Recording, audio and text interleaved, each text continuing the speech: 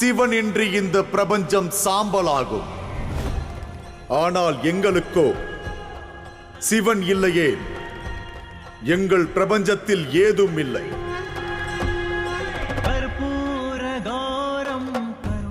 எங்களது உதயம் சூரிய உதயத்தில் துவங்குவது இல்லை, சிவபக்தியுடன் தான் துவங்கும்.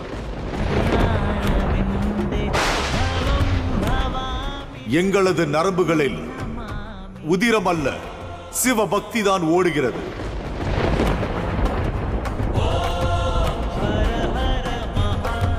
சிவன் எங்கள் மீது மகிழ்ச்சி கொண்டார், நாங்கள் அமரர்கள்.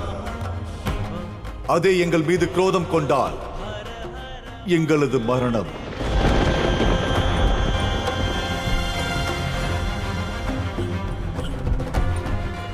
இருப்பினும் அந்தகாசுரா, சிவனை பற்றி நீ என்ன அறிவாய்?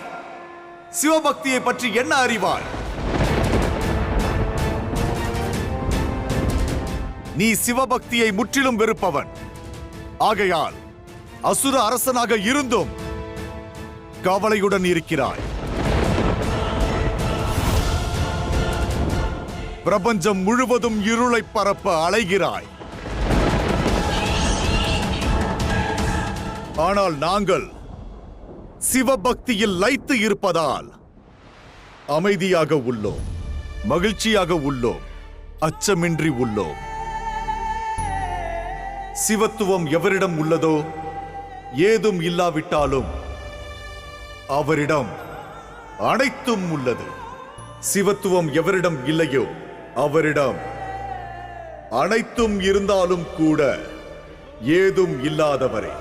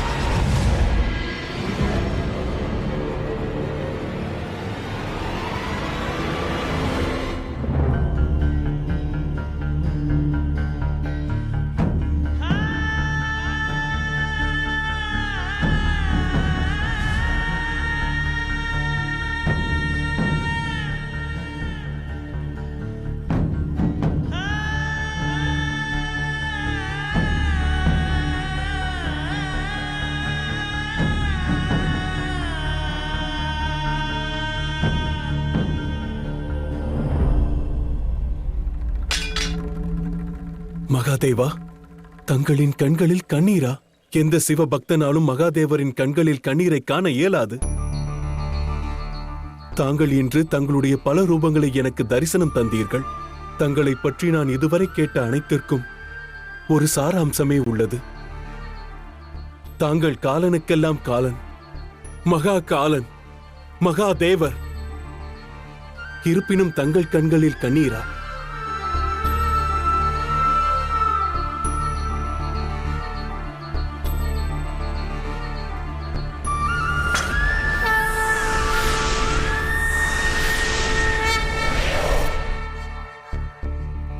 உண்மைதான் பௌமா. எனக்கென பல ரூபங்களும் உண்டு. ஆனால் எனது அனைத்து ரூபத்திலும் சமநிலை இருப்பது உண்மை. இந்த மகா காலனை கொண்டு அச்சுறுத்தவோ அல்லது கவலைக்குள்ளாக்கவோ இயலாது. பக்தர்களின் உண்மையான பக்தி மற்றும் அவர்கள் என் மீது கொண்டிருக்கும் நம்பிக்கையே என்னை கண்கலங்க வைக்கும்.